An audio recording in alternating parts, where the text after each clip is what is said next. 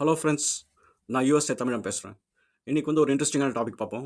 நம்ம பேச போகிற டாபிக் வந்து மேக்னட்டிசம், அப்புறம் அதை சுற்றி இருக்கிற விஷயங்கள். இதை எக்ஸ்பிளைன் பண்ணுறதுக்காக நான் மேக்னெட்லாம் கொண்டு வந்திருக்கேன். இது எப்படி போகுதுன்னு பார்ப்போம். இந்த டாபிக் வந்து 12th ஸ்டாண்டர்ட் ஸ்டூடெண்ட்ஸ்க்கு வந்து ஃபிசிக்ஸ் புக்ஸில் வருது. ஸோ இது அவங்களுக்கு ரொம்ப ஹெல்ப்ஃபுல்லாக இருக்கும். அப்புறம் நீங்கள் நீட் எக்ஸாம் எழுத போகிறீங்கன்னா இந்த வீடியோ வந்து உங்களுக்கு சூப்பர் ஹெல்ப்ஃபுல்லாக இருக்க போகுது. ஸோ நீங்கள் கண்டிப்பாக பாருங்கள். என்னோட சேனலை சப்ஸ்கிரைப் பண்ணுங்கள். அப்புறம் என்னோட வீடியோஸ் எல்லாம் போய் உங்கள் ஃப்ரெண்ட்ஸ் கிட்ட போய் ஷேர் பண்ணுங்கள். என்னோட ட்விட்டர் அக்கௌண்ட் அப்புறம் வாட்ஸ்அப் அக்கௌண்ட்டில் போய் நீங்கள் ஜாயின் பண்ணுங்கள். அதில் வந்து நம்ம டிஸ்கஷன்ஸ் பண்ணிகிட்ருக்காங்க. சரி, நம்ம வீடியோக்குள்ளே போகலாங்களா? ஓகே.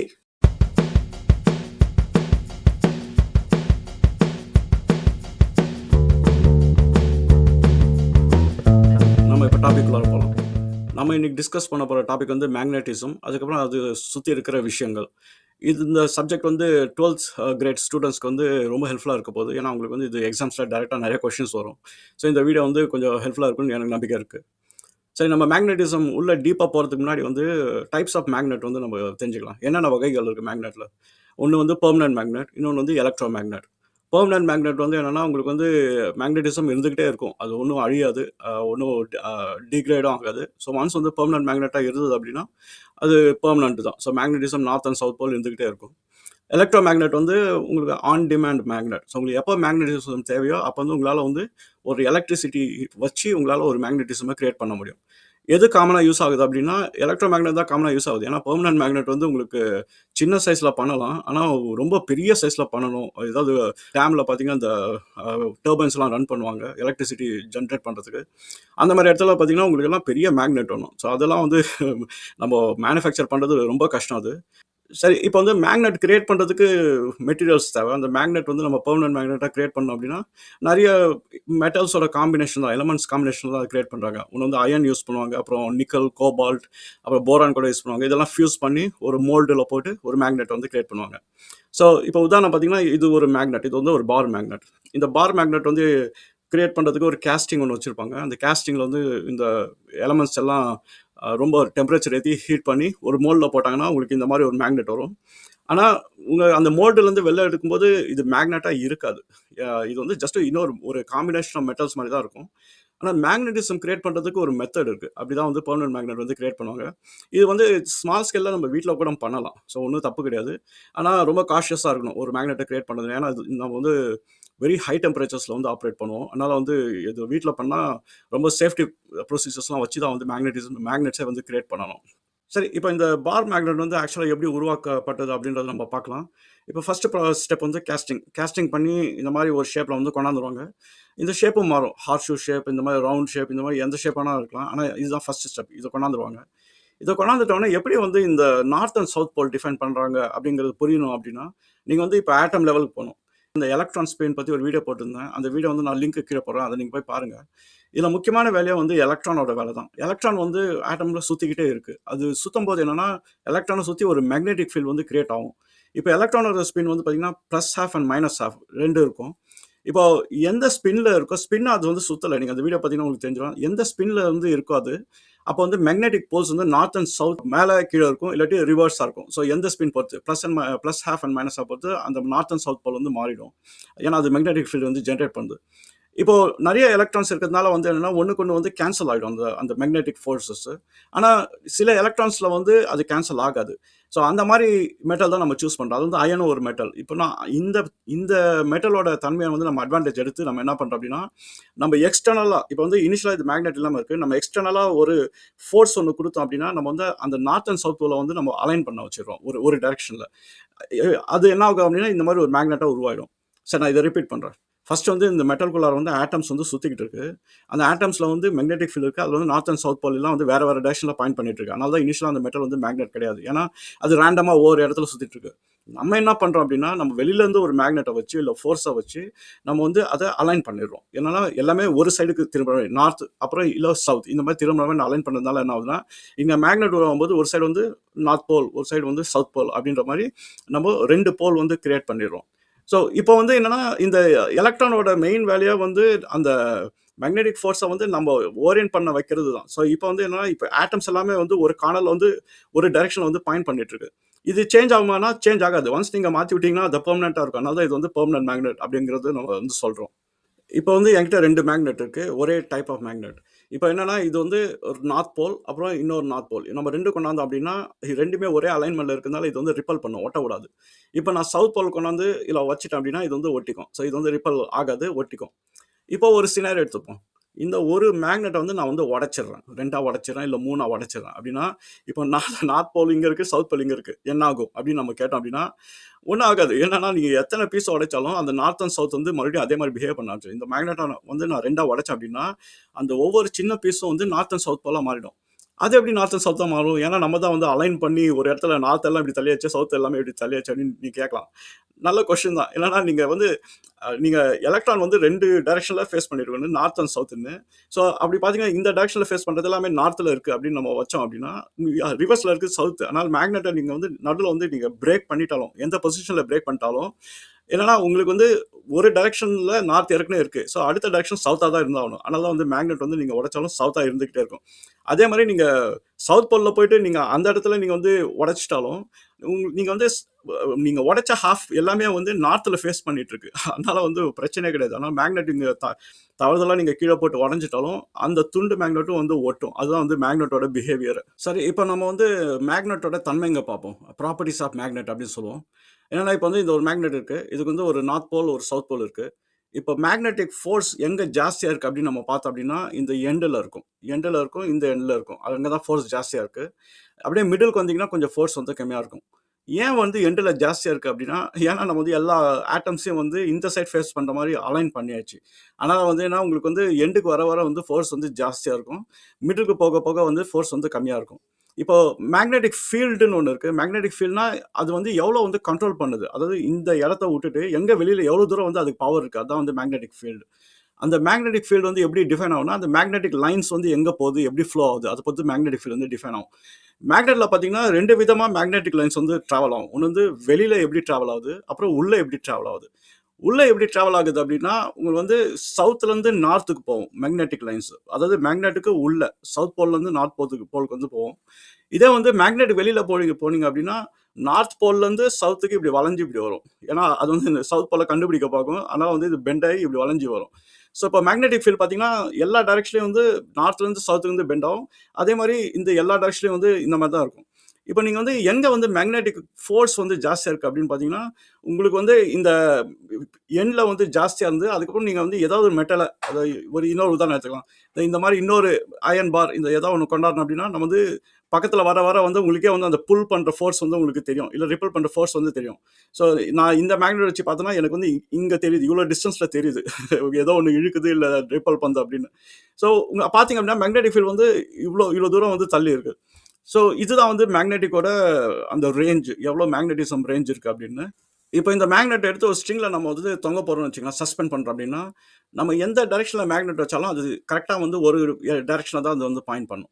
அது என்ன டைரக்ஷன் அப்படின்னா, அது வந்து எர்த்தோட magnetic north and magnetic south pole. அந்த டைரக்ஷன்ல தான் அது வந்து கரெக்ட்டா பாயிண்ட் பண்ணும். நம்ம வேற ஏதாவது மேக்னெட் பக்கத்துல கொண்டாந்தோம் அப்படின்னா, இது டிஃப்ளெக்ட் ஆகலாம். ஆனா, நீங்க வந்து ஃப்ரீயா சஸ்பெண்ட் பண்ணீங்கன்னா, அது வந்து மேக்னெட்டிக் எர்த்தோட நார்த் அண்ட் சவுத் போல் தான் வந்து அது பாயிண்ட் பண்ணும். இப்ப நம்ம இன்ட்ரஸ்டிங்கா ஒரு கொஸ்டின் கேட்கலாம். ஏன் அது எர்த்தோட நார்த் போல் அண்ட் சவுத் போலுக்கு வந்து பாயிண்ட் பண்ணுது அப்படின்னு. இதுதான் வந்து இன்னொரு ப்ரூஃப் எர்த் வந்து ஒரு மேக்னெட் அப்படின்னு. வந்து ஹோலிஸ்டிக்கா வந்து எர்த்த வந்து வெளியில நின்னு பார்த்தோம்னா, எர்த் வந்து ஒரு பெரிய மேக்னெட் அது. மெகா சைஸ் மேக்னெட் அது. அதனால எர்த்தோட மேக்னெட் வந்து north pole and south pole வந்து டிஃபைன் ஆயிருக்கு. நம்ம நெனைக்கிற மாரி ஜிபிஎஸ் வந்து ஜிபிஎஸோட நார்த் வேறையா இருக்கும். ஆனா மேக்னெட்டிக் நார்த் வந்து வேறையா இருக்கும். ஸோ நம்ம நார்த் அண்ட் சவுத்ன்றது நம்ம மேக்னெட்டிக் நார்த் அண்ட் சவுத் போலா நம்ம பார்க்கணும். ஸோ இப்போ வந்து அந்த நார்த் அண்ட் சவுத் போல் வந்து இதே மாரி சிச்சுவேஷன் தான். அது வந்து மேக்னெட்டிக் லைன்ஸ் வந்து ஃபுல்லா படர்ந்திருக்கு. அதனோட ரேஞ்சும் வந்து ரொம்ப ஜாஸ்தியான ரேஞ்சு. அது வந்து ஹண்ட்ரட்ஸ் ஆஃப் கிலோமீட்டர்ஸ் வரைக்கும் அந்த மேக்னெட்டிக் ஃபீல்ட் வந்து படர்ந்திருக்கு. ஸோ நம்ம வந்து என்னன்னா, எர்த்ல உட்காந்துக்கிட்டு ஒரு மேக்னெட்ட வந்து நம்ம டைரக்ஷன போட்டோம் அப்படின்னா, அது என்ன பண்ணும்னா, அதோட ரிப்பல்சிவ் ஃபோர்ஸ்னால கரெக்ட்டா வந்து நார்த் அண்ட் சவுத் வந்து அலைன் ஆகி வந்து நிக்கும். அதனால தான் வந்து மேக்னெட்டிக் காம்பஸ் நீங்க பார்த்தீங்கன்னா, அது பை டிஃபால்ட் வந்து எர்த்தோட மேக்னெட்டிக் நார்த் அண்ட் மேக்னெட்டிக் சவுத்ல தான் வந்து அது அலைன் ஆகி வந்து நிக்கும். இதுதான் வந்து ரீசன். நம்ம வந்து ஒரு கொஸ்டின் கேட்கலாம். நம்ம எர்த்துக்கு எதுக்கு மேக்னெட்டிக் ஃபீல்ட்? அதெல்லாம் நமக்கு தேவையா அப்படின்னு. ஆக்சுவலா அந்த மேக்னெட்டிக் ஃபீல்ட் இல்லனா நம்ம சர்வைவே ஆக முடியாது. ஏன்னா எர்த்ல இருக்கிற மேக்னெட்டிக் ஃபீல்ட் வந்து அயனோஸ்பியர்லாம் தாண்டி இருக்கிறதுனால வந்து சோலார் பார்ட்டிகல்ஸ் எங்க சன்லேருந்து வர ரேடியேஷன்ஸ், அப்புறம் சோலார் ரேடியேஷன்ஸ், ஸ்டார்ஸ்ல வர எல்லா ரேடியேஷனும் வந்து என்னன்னா அந்த காஸ்மிக் ரேஸ்லாம் ரொம்ப ஹார்ம்ஃபுல் நம்ம உடம்புக்கு. இந்த மேக்னெட்டிக் ரேடியேஷன் மேக்னெட்டிக் ஃபீல்ட்னால தான் அது டிஃப்ளெக்டாக வெளில போகுது. இதுதான் நம்ம வந்து கிரீன் லைட்டாக நம்ம பார்ப்போம் வானத்தில், நம்ம நார்தர்ன் லைட்ஸ் நம்ம சொல்லுவோம். அந்த லைட்ஸ் எல்லாம் கிரியேட் ஆகிற எஃபெக்டே வந்து இந்த மேக்னெட்டிக் ரிலேஷன்ஷிப் இருக்கிறதுனால தான். அந்த பார்ட்டிகல்ஸ் வந்து நம்ம அட்மாஸ்பியரை டச் பண்ணும்போது ஃபர்ஸ்ட் டிஃபெண்டரே நம்மளுக்கு வந்து நம்மளோட எர்த்தோட மேக்னெட்டிக் ஃபீல்ட் தான். ஸோ எங்கேயாவது வந்து நார்தர்ன் லைட்ஸ் பார்த்தீங்கன்னா ஆக்சுவலாக அது நம்மளை ஹெல்ப் பண்ணிட்டு இருக்கு நம்ம உயிரோட வாழ்றதுக்கு அப்படின்னு நீங்கள் நினச்சிக்கோங்க. மேக்னெட்ஸ் பற்றி படிக்கும்போது நீங்கள் ஒரு டெர்மினாலஜி வந்து கேட்பீங்க. அது வந்து மேக்னெட்டிக் டைபோல் அப்படின்னுவாங்க. மேக்னெட்டிக் டைபோல்னா என்னன்னா, இப்போ இந்த மேக்னெட் எடுத்துப்போம். இது வந்து ஒரே பார் தான். ஆனா இதுல வந்து 2 போலும் இருக்கு. இதெல்லாம் ஒரு சைடு வந்து நார்த் போல், இன்னொரு சைடு வந்து சவுத் போல் இருக்கு. இப்போ சில மேக்னெட்ல பார்த்தீங்க அப்படின்னா, நார்த் இருக்கும், சவுத் இருக்கும். ஆனா கனெக்டடா இருக்காது. அது வந்து மோனோபோல். அதே மாரி வந்து பாயிண்ட் சார்ஜ் பார்த்தீங்கன்னா, பாசிட்டிவ் இருக்கும், நெகட்டிவ் இருக்கும். ஆனா தனித்தனியா இருக்கும். கனெக்டடா இருக்காது. அது வந்து டைபோல்னு சொல்ல முடியாது. அது வந்து மோனோபோல்னு சொல்லலாம். ஆனா எப்போ வந்து கனெக்டடா இருக்கோ அது வந்து டைபோல். இதே மாரி எர்த் மேக்னெட்டும் வந்து என்னன்னா, அது வந்து டைபோல். ஏன்னா நார்த் அண்ட் சவுத் வந்து கனெக்டடா இருக்கு. அதனால வந்து எர்த் மேக்னெட்டும் வந்து டைபோல் அது. இப்போ ஒரு பிஹேவியர் அப்சர்வ் பண்ணுவோம். இப்போ இந்த மேக்னெட் வந்து நான் சஸ்பெண்ட் பண்ணியிருக்கேன். இப்போ நம்ம வந்து நார்த் போல கொண்டு போய் இந்த மேக்னெட் பக்கத்துல கொண்டு போனோம் அப்படின்னா, கிட்ட வரும்போதே அது வந்து டர்ன் ஆகுது. என்னன்னா அதோட ரேஞ்ச் வந்து நல்லா பெருசா இருக்கு. ஆனா நான் வந்து டர்ன் பண்ணிட்டு நான் ரிலீஸ் பண்ணேன் அப்படின்னா, மறுபடியும் அது ரீசெட் ஆயிடும். எங்க ரீசெட் ஆகும் அப்படின்னா, நம்ம வந்து எர்த் மேக்னெட்டிக் ஃபீல்ட் வந்து ரீசெட் ஆயிடும். ஸோ இது வந்து ஒரு பிஹேவியர். அப்புறம் வந்து அதே மாரி நான் வந்து ஆப்போசிட் போல கொண்டாந்தேன் அப்படின்னா, அட்ராக்ட் ஆயிடும். ஸோ இது ஒரு பிஹேவியர். ஸோ இத வச்சு நம்ம வந்து என்ன புரிஞ்சுக்கிறோம் அப்படின்னா, இந்த மேக்னெட்டிக் ஃபீல்டோட ரேஞ்ச் தான் நம்ம வந்து தெரிஞ்சுக்கிறோம். வந்து நம்ம ஒரு மேக்னெட்ட சஸ்பெண்ட் பண்ணி எவ்வளோ தூரத்துக்கு அந்த மேக்னெட்டிக் ஃபீல்ட் இருக்கு. நீங்க வந்து அந்த மேக்னெட்டோட ஷேப் வந்து முக்கியம் கிடையாது. ஆனா அந்த எந்த ஷேப்ல இருக்கோ அந்த மேக்னெட்டிக் ஃபீல்ட் வந்து எவ்வளோ தூரம் சுத்தி இருக்கு அப்படிங்கிறது நீங்க வர்ச்சுவலா ஒரு லைன் போட்டீங்க அப்படின்னா உங்களுக்கு தெரிஞ்சிடும். எப்படி வந்து அந்த நார்த் போல் இருந்து சவுத் போலுக்கு வந்து லைன்ஸ் வந்து போகுது அப்படின்னு. இன்னொரு விதத்துல வந்து ஈஸியா கண்டுபிடிக்க முடியும். என்ன எப்படி கண்டுபிடிக்க முடியும்னா, நீங்க வந்து இப்ப பீச்சுக்கு போனீங்க அப்படின்னா, ஒரு பேப்பர் எடுத்துட்டு போங்க. அந்த பேப்பர்ல போயிட்டு நீங்க மணல் வந்து போட்டுருங்க அந்த பேப்பர்ல. அந்த மணலுக்கு நடுவுல வந்து மேக்னெட்ட போட்டுருங்க. மேக்னெட்ட போட்டீங்கன்னா, அ அதுல இருக்கிற அந்த அயர்ன் மெட்டீரியல் வந்து என்ன பண்ணா, மேக்ஸிமம் வந்து நார்த் அண்ட் சவுத் போல்ல வந்து அட்ராக்ட் ஆகி வந்து போய் ஒட்டிக்க பார்க்கும். ஆனா நீங்க அந்த பேப்பர் வந்து அந்த மேக்னெட் வச்சுட்டு கொஞ்சமா நீங்க ஷேக் பண்ணீங்க அப்படின்னா, அந்த பேப்பர் என்ன ஆகும்னா, நீங்க அந்த மேக்னெட்டிக் லைன்ஸ் வந்து கிளியரா பார்க்க முடியும். ஸோ அந்த எப்படி வந்து அது அலைன் ஆயிருக்கு அப்படின்னு. அது ஈஸியா கண்டுபிடிக்க முடியும். அது வேணா ட்ரை பண்ணி பாருங்க. ஒரு இன்ட்ரஸ்டிங்கான ஒரு எக்ஸ்பெரிமெண்ட் இது. நம்ம வந்து இந்த மேக்னெட்ஸ்ல பார்த்தோம், இந்த எண்டுல தான் வந்து ஸ்ட்ரென்த் ஜாஸ்தியா இருக்கு. ஏன்னா, நம்ம வந்து அத ப்ரூவும் பண்ண முடியும். இங்க தான் வந்து அட்ராக்ஷன் ஃபோர்ஸ் வந்து ஜாஸ்தியா இருக்கு அப்படின்னு. ஸோ இந்த எண்டுல வந்து நம்ம என்ன கால் பண்றோம் அப்படின்னா, போல் ஸ்ட்ரென்த் அப்படின்றோம். ஸோ எந்த போல் எந்த சைட்ல ஃபேஸ் பண்ணியிருக்கோ, அது வந்து நம்ம போல் ஸ்ட்ரென்த் அப்படின்றோம். இப்போ 2 மேக்னெட் எடுத்துக்கிட்டீங்கன்னா, 2 இடத்துல 2 போல் இருக்கு. ஒண்ணு வந்து நீங்க அட்ராக்ஷனா யூஸ் பண்ணலாம். இல்ல சேம் போல் இருந்ததுன்னா, அது ரிப்பல்ஷனா யூஸ் பண்ணலாம். இதுதான் வந்து கூலம்ப்ஸ் லா வந்து எக்ஸ்பிளைன் பண்ணுது. என்னன்னா 2 போல் ஸ்ட்ரென்த் எடுத்து நம்ம வந்து கொண்டாந்த கிட்ட அப்படின்னா, ஒண்ணு அட்ராக்ட் ஆகும், இல்ல ரிப்பல்ஸ் ஆகும். ஸோ நீங்க வந்து ஒரு ஃபோர்ஸ் வந்து நம்ம கிரியேட் பண்ண முடியும். ஸோ போல் ஸ்ட்ரென்த் ஜாஸ்தியா இருந்ததுன்னா, அந்த ஃபோர்ஸ் வந்து ஜாஸ்தியா இருக்கும். போல் ஸ்ட்ரென்த் வந்து ரொம்ப வீக்கரா இருந்ததுன்னா, சில மேக்னெட் வந்து அவ்வளோ சீக்கிரமா வந்து ஒட்டாது. ஒட்டும். ஆனா வந்து ரொம்ப ரொம்ப ஸ்லோவா வந்து ஒட்டும். ஸோ இந்த போல் ஸ்ட்ரென்த் வந்து இந்த ஃபோர்ஸ் வந்து கிரியேட் பண்றதுக்கு ரொம்ப ஹெல்ப் பண்ணுது. அதுதான் வந்து கூலம்ப்ஸ் லா வந்து வந்து சொல்லுவாரு. இந்த இந்த போல் ஸ்ட்ரென்த் வந்து அதிகமா ஆக வந்து ஃபோர்ஸ் அதிகமாகும் அப்படின்றது தான் டைரக்ட்லி ப்ரொபோர்ஷனல் அப்படின்னுவாங்க. இந்த போல் ஸ்ட்ரென்த் வந்து M1 அப்படின்னு நம்ம வச்சிட்டோம்னா, இது வந்து M2 அப்படின்னு வச்சிட்டோம் அப்படின்னா, நம்ம கிட்ட கொண்டாடும்போது இந்த ஃபோர்ஸ் வந்து directly proportional to pole strength. அதே ரிப்பல்சிவ் ஃபோர்ஸ் நம்ம வந்து சேம் போல்ஸை வைக்கும்போது இந்த போல் ஸ்ட்ரென்த் வந்து ஜாஸ்தியாக இருந்ததுன்னா நம்ம கிட்ட வரும்போது அந்த ஃபோர்ஸ் வந்து அப்படியே எக்ஸர்ட் ஆகும். அது ரிப்பல் ஃபாஸ்ட் ஆகிடும். அதுவும் வந்து டைரக்ட்லி ப்ரொபோர்ஷனல். சரி, இன்னொரு விஷயமும் கூலும் வந்து சொன்னார். என்னன்னா இப்போ வந்து டிஸ்டன்ஸ் வந்து ஜாஸ்தியா இருக்கும்போது வந்து ஸ்ட்ரென்த் கம்மியா இருக்கும். இதே டிஸ்டன்ஸ் வந்து நம்ம கிட்ட கொண்டாந்தாச்சு அப்படின்னா ஸ்ட்ரென்த் ஜாஸ்தி ஆயிடும். அப்படியே ஒட்டிக்கும். ஸோ அப்பனா வந்து டிஸ்டன்ஸ் வந்து இன்வெர்ஸ்லி ப்ரொபோர்ஷனல். ஸோ டிஸ்டன்ஸ் ஜாஸ்தியா இருந்ததுன்னா ஸ்ட்ரென்த் கம்மி, அதாவது ஃபோர்ஸ் கம்மி. டிஸ்டன்ஸ் கம்மியா இருந்ததுன்னா ஃபோர்ஸ் ஜாஸ்தி. ஸோ அப்பனா வந்து டிஸ்டன்ஸ் வந்து இன்வெர்ஸ்லி ப்ரொபோர்ஷனல். ஸோ கூலம்ப்ஸ் லா நீங்க பார்த்தீங்கன்னா, ஃபோர்ஸ் வந்து M1 M2 பை ஆர் அப்படின்னு இருக்கும். R1 R2ன்னு இருக்கும். ஸோ அதுக்கு ரீசன் வந்து என்னன்னா, ஸோ நம்ம டிஸ்டன்ஸ் வச்சு பார்க்கும்போது ஃபோர்ஸ் வந்து கம்மியா இருக்கும் அதிகமாக ஆக. ஆனா போல் ஸ்ட்ரென்த் வச்சு பார்த்தீங்கன்னா, உங்களுக்கு வந்து ஃபோர்ஸ் வந்து எக்ஸ்போனென்ஷியலா மல்டிப்ளை ஆகும். ஸோ அதுதான் வந்து கூலம்ப் லா வந்து எக்ஸ்பிளைன் பண்ணுது. இப்போ இந்த 2 மேக்னெட்க்கு நடுவுல எதுவுமே இல்ல. ஒரு சும்மா காத்து மட்டும் தான் இருக்கு. அப்பன்னா நம்மளோட மீடியம் வந்து ஏர். ஸோ அந்த மீடியம் ஏர் மீடியம்ல வந்து அந்த மேக்னெட்டிக் லைன்ஸ் வந்து ஒரு எண்ட்ல இருந்து இன்னொரு எண்டுக்கு வந்து படர்ந்திருக்கு. அதனால தான் நம்மளுக்கு வந்து அந்த ஃபோர்ஸ் வந்து கிடைக்குது. இதே இந்த 2 மேக்னெட்டுக்கு நடுவுல ஒரு மரக்கட்டைய தூக்கி போட்டுருவோம். இப்போ வுட் போட்டோம் அப்படின்னா, அந்த மேக்னெட்டிக் லைன்ஸ் வந்து வுட்ல இருந்து ட்ரான்ஸ்ஃபர் ஆகி இதுக்கு வருமா அப்படின்னு நீங்க பார்த்தீங்க அப்படின்னா, அது நடுவுல அந்த பேரியர் இருக்கிறதுனால வந்து அந்த ஃபோர்ஸ் வந்து இருக்காது. ஏன்னா அந்த வுட் வந்து அந்த மேக்னெட்டிக் லைன்ஸ் வந்து ஸ்டாப் பண்ணிரும். ஸோ அதனால வந்து உங்களுக்கு வந்து ஒரு நடுவுல ஏதாவது ஆப்ஸ்டக்கிள் இருந்ததுன்னா, மேக்னெட்டிக் ஃபோர்ஸ் வந்து வொர்க் பண்ணாது. இதே மாரி வேற ஒரு ஆப்ஸ்டக்கிள். நீங்க வந்து ஒரு கண்டக்டர் மாரி ஆப்ஸ்டக்கிள். நீங்க ஒரு அயர்ன் பார நீங்க போட்டீங்க அப்டின்னா, மேக்னெட்டிக் லைன்ஸ் வந்து அத தாண்டி வெளில வந்துரும். ஸோ அது வந்து ஒரு மீடியம். ஸோ அந்த மீடியம் வந்து ஒரு கண்டக்டர் மீடியம் மேக்னெட்டிக் லைன்ஸ்க்கு. அதனால வந்து அத ஈஸியா வந்து ஒட்ட வைக்கும். ஆனா நான் கண்டக்டர் மாரி ஏதோ ஒண்ணு போட்டீங்க, பிளாஸ்டிக் அந்த மாரி ஏதோ போட்டீங்கன்னா, அந்த ஃபோர்ஸ் வந்து ரொம்ப டிராஸ்டிக்கா கம்மியாகும். ஸோ இத வந்து நம்ம எர்த்ல கூட நம்ம பார்க்கலாம். இப்ப எர்த்தோட மேக்னெட்டிக் ஃபீல்ட் வந்து ஏன் படர்ந்து ஸ்பேஸ் வரைக்கும் இருக்கு அப்டின்னா, ஸோ அந்த மேக்னெட்டிக் ஃபீல்ட்லாம் வந்து நம்மளோட காத்துல தான் போது. அதனால வந்து அந்த மீடியம் வந்து கண்டக்டர் மாரி. அதனால மேக்னெட்டிக் லைன்ஸ் வந்து படர்ந்திருக்கு. இதே எர்த்த சரவுண்ட் பண்ணி நம்மள வந்து ஏதாவது ஒரு மூடிட்டோம்னு வச்சுக்கங்களேன், அந்த மேக்னெட்டிக் லைன்ஸ் வந்து வெளில போறதுக்கு வாய்ப்பு கம்மி. இன்சுலேட்டர் மாரி ஆயிடும். அப்பனா அந்த எர்த்தோட மேக்னெட்டிக் ஃபீல்ட் வந்து வெளில போகாது. இது வந்து பிராக்டிகலா வந்து நடந்துட்டு இருக்கு நம்ம கண்ணு முன்னாடியே. நம்ம இந்த மேக்னெட்டிக் டைபோல் பத்தி நம்ம பார்த்தோம். அந்த மேக்னெட்டிக் டைபோல்ல வந்து என்னன்னா 2 போல் வந்து ஒரே இடத்துல கனெக்டடா இருக்கணும். அதான் மேக்னெட்டிக் டைபோல். இப்ப அது மேக்னெட் வச்சு தான் உருவாக்க முடியுமானா, கிடையாது. ஏன்னா நம்ம மேக்னெட் இல்லாம கூட அந்த மேக்னெட்டிக் டைபோல உருவாக்கலாம். அது எப்படி அப்படின்னா, நமக்கு வந்து ஒரு கண்டக்டர் தேவை. இப்ப இது வந்து ஒரு வயர். இது காப்பர் வயர். இது வந்து நான் என்ன பண்ணிருக்கேன்னா, இது வந்து நம்ம சர்க்கிள் மாரி இப்படி வந்து கனெக்ட் பண்ணிட்டோம். சரிங்களா? இப்ப இந்த காப்பர் வயர நீங்க எப்படி வேணா கனெக்ட் பண்ணலாம். இது வந்து ஸ்கொயர் மாரி பண்ணி கூட கனெக்ட் பண்ணலாம். ஷேப் வந்து இம்பார்ட்டன்ட் கிடையாது. ஆனா, நீங்க வந்து இது கனெக்டரா வச்சுட்டு, இதுல வந்து நீங்க ஒரு கரண்ட் பாஸ் பண்ணீங்கன்னா, இந்த எலக்ட்ரான் ஃப்ளோ இருந்தது அப்படின்னா, என்ன ஆகும்? இந்த எலக்ட்ரான் ஃப்ளோனால வந்து ஒரு மேக்னெட்டிக் ஃபீல்ட் வந்து கிரியேட் ஆகும்.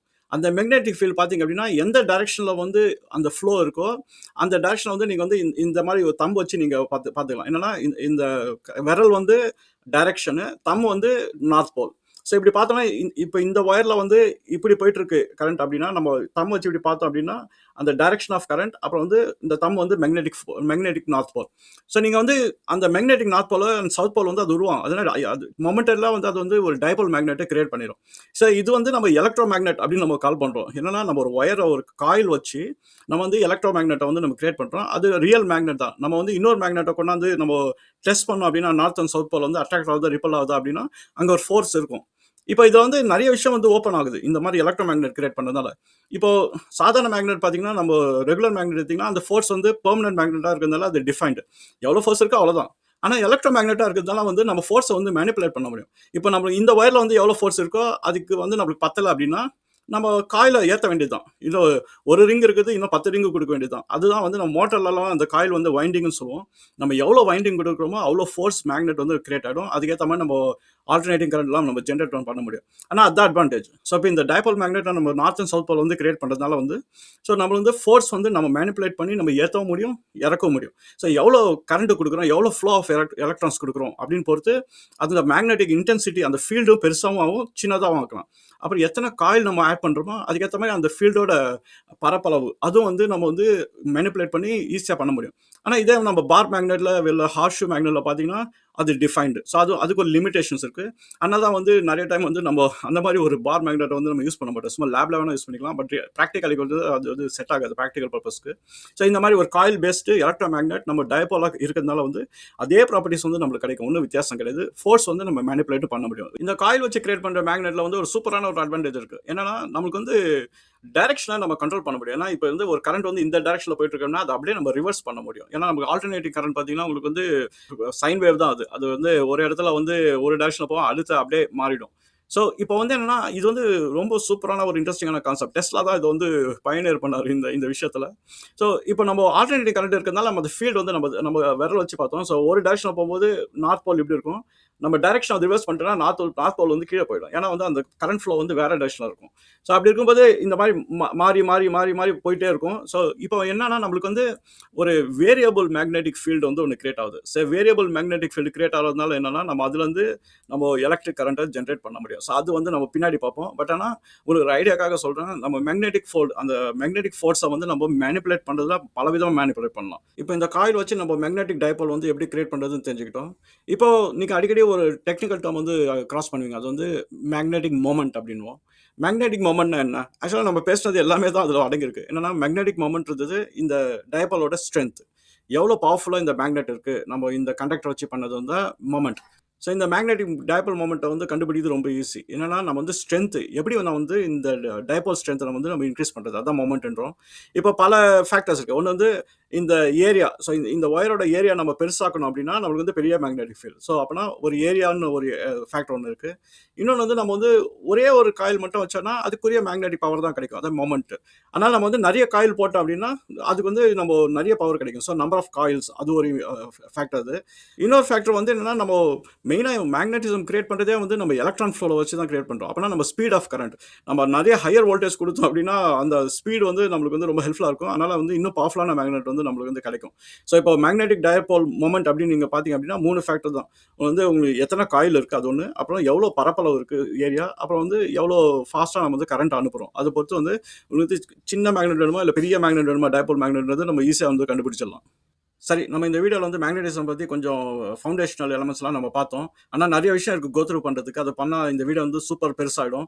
நான் என்ன பண்றேன் அப்டின்னா, இந்த வீடியோ வந்து நம்ம பார்ட் 1 வச்சுக்கலாம். நான் பார்ட் 2 வந்து பப்ளிஷ் பண்றேன். அதுல வந்து மத்த கான்செப்ட்ஸ வந்து இந்த மேக்னடிசம்ல வந்து நம்ம கிளியர் பண்ணலாம். என்னோட சேனல சப்ஸ்கிரைப் பண்ணுங்க. என்னோட வீடியோஸ்லாம் உங்க ஃபிரெண்ட்ஸ் கிட்ட ஷேர் பண்ணி அவங்களையும் வந்து சப்ஸ்கிரைப் பண்ண வைங்க. நம்ம அடுத்த வீடியோல பார்க்கலாம் பார்ட் 2ல. சரிங்களா? பாய்.